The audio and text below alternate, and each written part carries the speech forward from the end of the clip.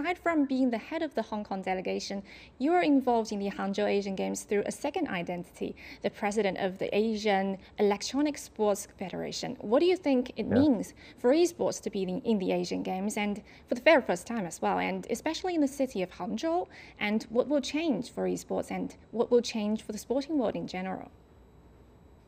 Well, that's a very broad question, but I think the first thing that means is I'll be very busy. I think that's number one. Two hats, and but of course both responsibilities are very dear to my heart. So you mentioned about AESF. It's an organization that I've been proud to represent since 2017. So now it's 5 years. Looking back, to cut a long story short, this 5 years has not been easy. For me, when I embarked on this journey, I think the goal for me is really how to bring esports and the traditional sporting community closer together. I remember, representing my organization to attend the esports forum organized by IOC, Thomas Bach, in Lausanne in 2018. Back then, I thought, actually the views on esports and how esports can work with traditional sports were quite wide. There wasn't a big consensus. But at the same time, IOC did recognize that, athletes participating in esports do train and compete in the same vigor and same hard work, let's say, as traditional athletes. So there's common ground, but still apart.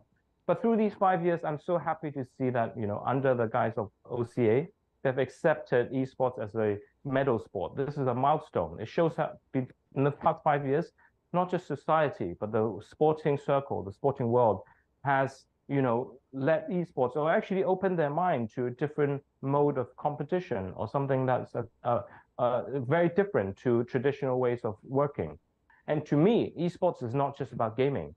Gaming, or esports you see now, is one form of manifestation of esports.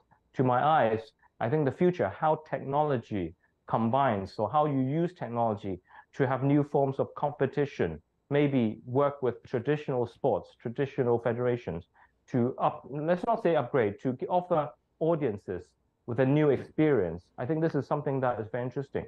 This is a very interesting time, I think, and we are really at the crossroads. So, having Hangzhou host the esports, I think it will showcase to the world what is possible and what can come in the future.